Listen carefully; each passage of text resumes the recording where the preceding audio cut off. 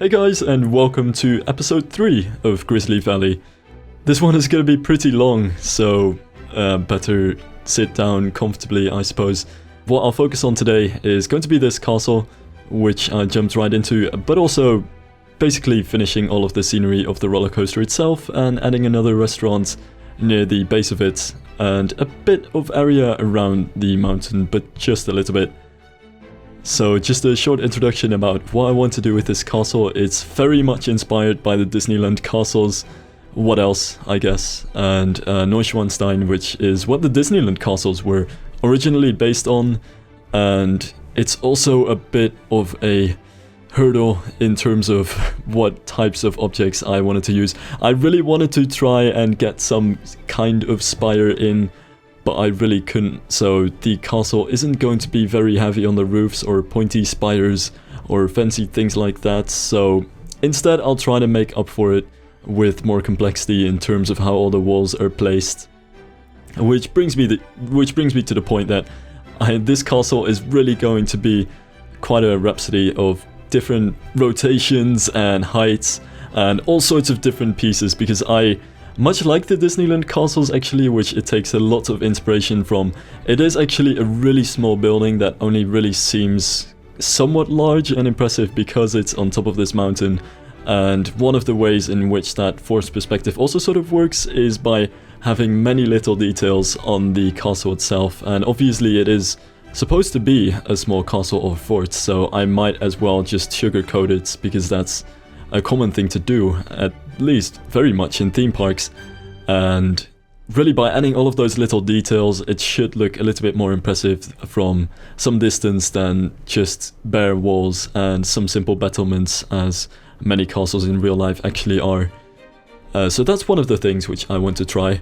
And there's also many different rotations. You'll find actually that nearly all of the points of this castle are just one tile or 1x2 tile part walls with some simple battlements, and these cornerstones actually, which, to take a sidestep, I'm actually really happy about how they turn out, and just by using shift and control to get the placement of different pieces to be slightly different than where you originally placed them, you can actually do a lot of stuff with them. And one of my favorite things so far has been to take this concrete ridge and lower it into the walls to make some cornerstones, which there aren't really in the game, and these cornerstones aren't perfect since there is that small white gap between them, but I'm actually still quite happy about how they work.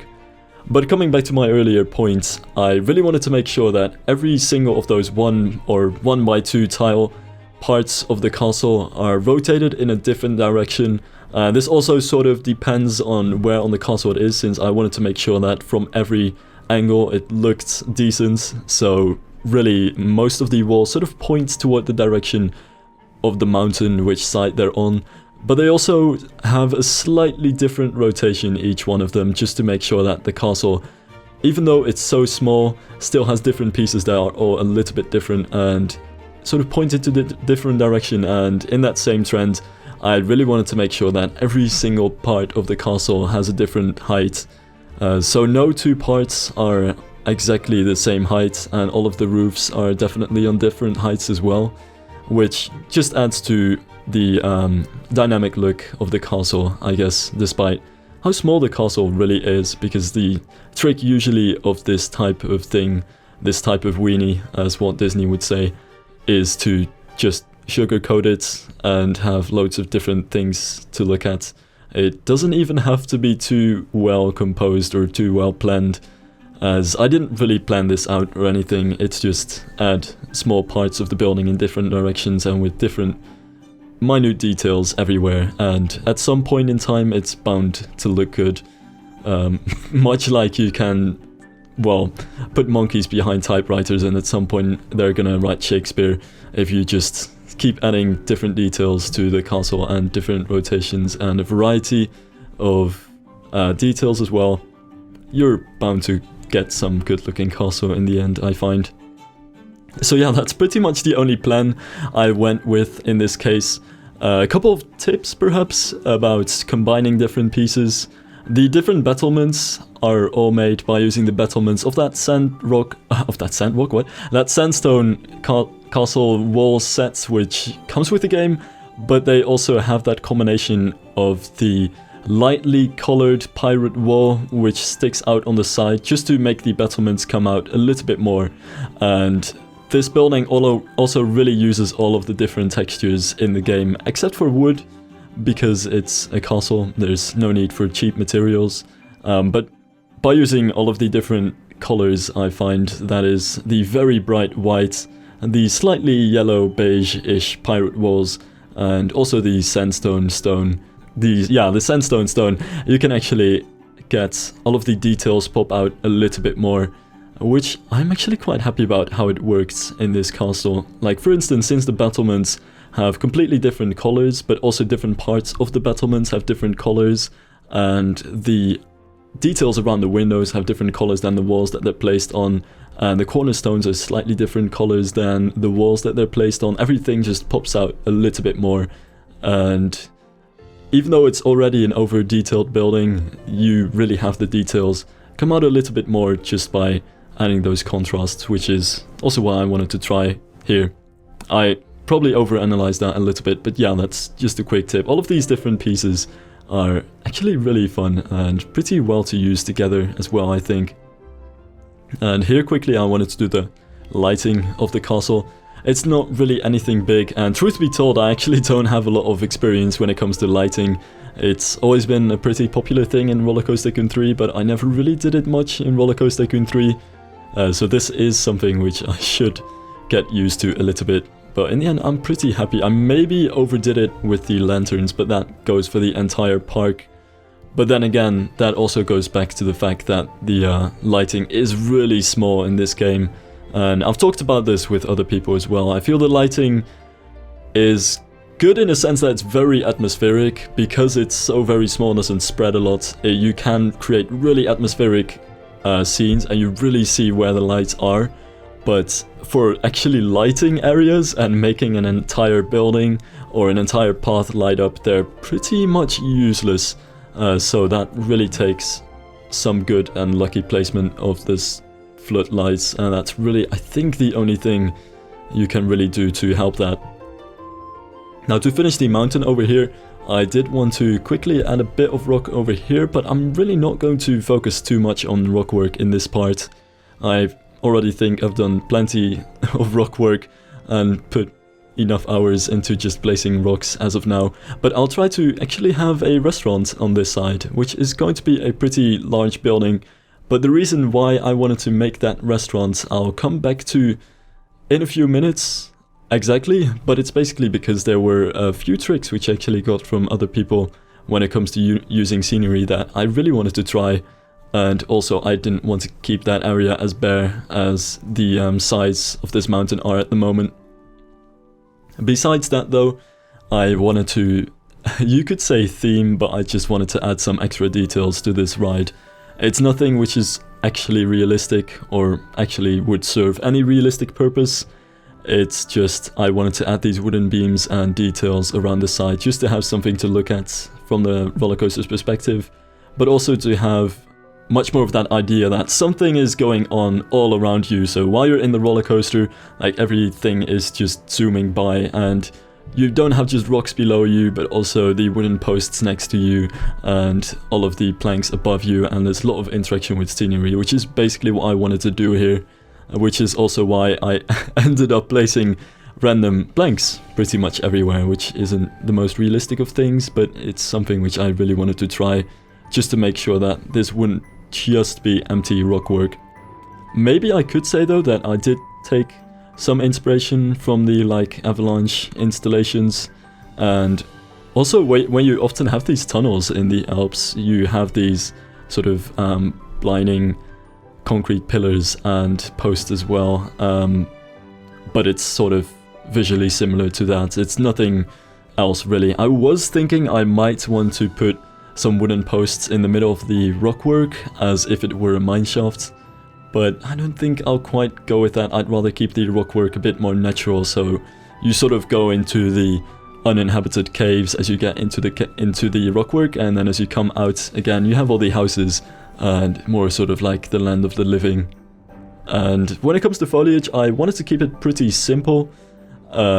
using the cypresses actually to get some sort of pine trees in, because I would have loved to actually have pine trees in this case. But alas, they aren't in the game yet, so the cypresses are more or less there for creating the sort of pine tree texture almost in the foliage. But the rest of the trees are just sort of here and there to add some green and not make this such a daunting, empty, rocky facade. But aside from that, I really didn't want to turn this into a huge forest. The main focus of the area is definitely still on the rockwork, and the foliage is really just there to not make it so bare, and also have a bit more of a variety of things to look at. And some color as well. Without all the greens, this would have just been grey and white, which I wouldn't have been a huge fan of. Plus the foliage in this game looks way too good not to use it, so that's a thing. And I actually have no idea what these things are supposed to be. They sort of remind me of like the skiing nets, which you often have on the sides of skiing slopes where there's a deep ravine, and they have these nets with planks to stop you from falling in if you're an idiot. But yeah, regardless of that, I wanted to build the restaurant over here, and I'm going to have to give some credit to some of the people which I got some really cool ideas from, but you'll see that in a bit. The restaurant is going to be very similar to what I already have. There is no way of getting around the blue roofs or any of the styles which I'm using at the moment, but still, there were a couple of new things that I wanted to try. The building is visually quite similar to the buildings I already have as well. Definitely in terms of shape, it's very similar, I think, to the station of the roller coaster which I built in the first episode, because it's also going to have that sort of middle strip of the building and the roof, and then two roofs which stick out from that and form the two entrances of this restaurant. And here you can see, well, what I think was actually a really amazing trick, and I really didn't think about it. You can hardly call it a trick, can you? Well, okay, there was Kukamonda on the Shy Guys World forums who posted a picture of a restaurant using barrels as tables and chairs, which was an amazing idea, and it actually looks really cool. And that's pretty much why I wanted to do this, because I was thinking I couldn't really build a restaurant, obviously, because, well, there's nothing to do that with, but the barrels actually work pretty well. And this wooden roof piece actually creates a nice little bar on this side. I have no idea why I'm doing some simple interiors. I won't really do much else with this, but it's just something I wanted to quickly try and see what you can actually do with it.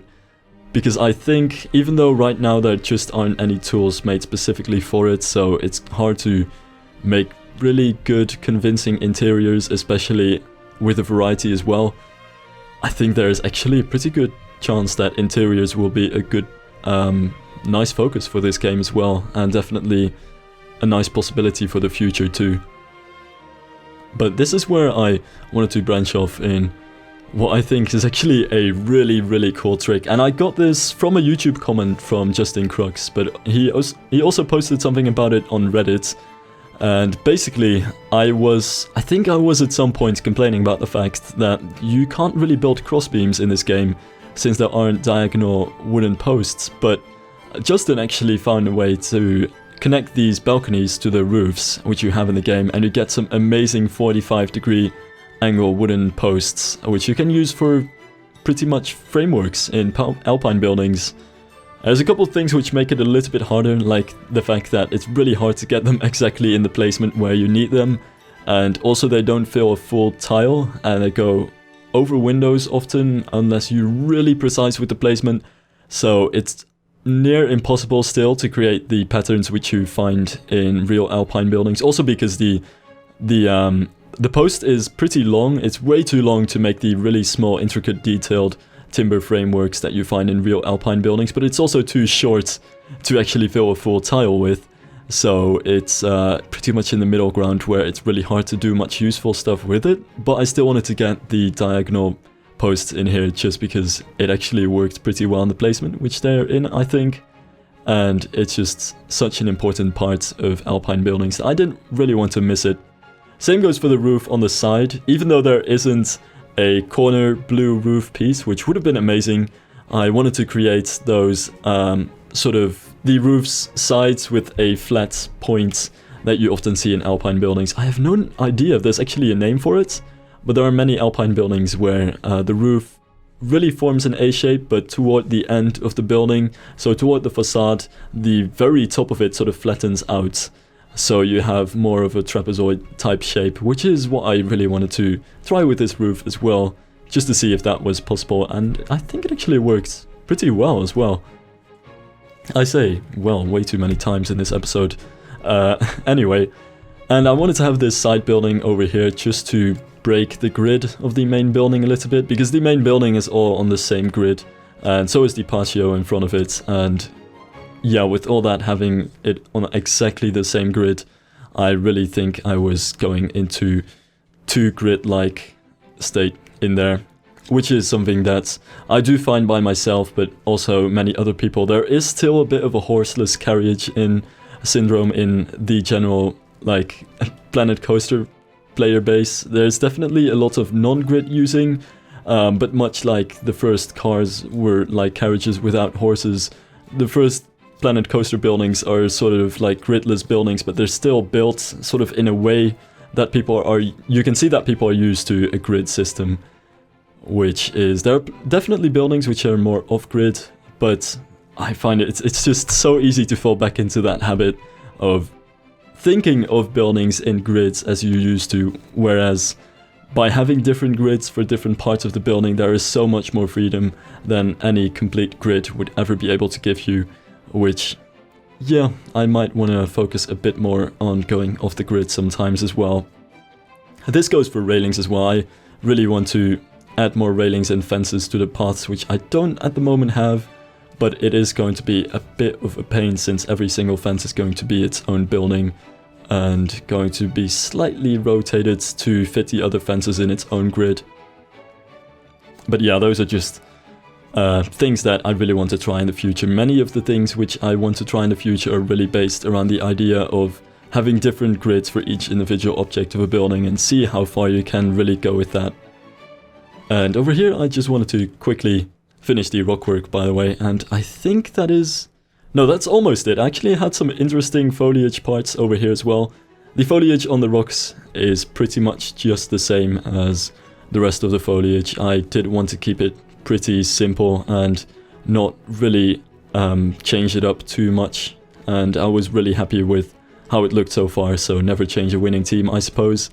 And for the foliage in front of the restaurant over here, I wanted to try some cypresses because I didn't have too many of them yet, and they sort of fit the Alpine theme. I would love to get some other pine trees, but they sort of work. And also some flower beds over here with the different red, well, red flowers and yellow trees, which I find a bit awkward actually as a tree, but as a flower I think it actually works pretty well. And red and yellow are pretty common flower colors for the Alps, I believe, so that sort of works out over there. And just quickly some extra details over here, like some random crates and clutter and barrels, and also some small planters, and of course a bit of lighting. One of the things which I'm really still missing though, and which will definitely of course be added in future updates, but really still missing and is hard to make your park look very alive with as a result, is the benches and litter bins and different lanterns. They're quite important on the pathwork, but really lacking them right now. Anyway, that's just some weird rotation with the time-lapse. I actually still have a real-time part which I just recorded at the end of this episode, in which I would love to show off the park, and well, you're gonna see that. So I wanted to end this episode with a real-time part just to show off what I've actually done, and of course get some pretty shots in as well. So the restaurant is pretty much finished over here. I actually have no idea what I'm gonna do with the rest of this area though. There isn't too much that I can still do, given that many of the flat rides we currently have are really themed, which is one of the minor, well, issues I currently have with the current setup, is that many of the rides are just themed in such a way that you can't very flexibly use them in any park. So the ones that I have right now are pretty generic and work out pretty well, especially this torture device over here. Actually, let me unpause it. But yeah, there isn't too much anymore, so I'm running out of things to really use there. I think I might want to get an aero coaster somewhere, but I'm not sure if I want to have it here or there. But this is pretty much going to be just about the end of the park. I just wanted to make sure that around the castle you could sort of view it from all sides, and there would be a sort of panoramic route around it. And given that I think this is just an amazing shot, I really didn't want to pass up the chance to build a restaurant over here and just have a relaxing area here. Not to mention that I didn't have an actual restaurant yet, and I'm actually quite happy about how it turned out, especially with the table idea from Kukamonda. It's really cool and actually doesn't look too bad either. I reckon eating at a barrel table with barrel chairs is actually pretty cool and somewhat fits the theme too as well. And another important point is obviously the castle itself. You can't really see it too well in the time lapse, but I really tried to make it in such a way that it sort of looks good from all directions and looks like a castle and still regains some of its basic shape from all directions. That said, it's been really hard to make it look entirely the way I wanted it to, especially given how limited the pieces are, and I really wish I could have some pointy spire over here, or maybe some pointy spire towers on the sides, much like a Disney castle, but those don't exist, so yeah, it's really hard to really work with that, but still, I think it looks pretty alright from all angles. Definitely my favorite angle, though, is from over here, and in the end, I'm actually also really happy with how this shot turned out. I really tried to make it in such a way that you have this layering effect here, where you have the paths in the front and it's still pretty empty, these facades, and then some rock work, and all the way at the back the castle, which sort of majestically looks over the entire area. I actually have some really amazing sight lines,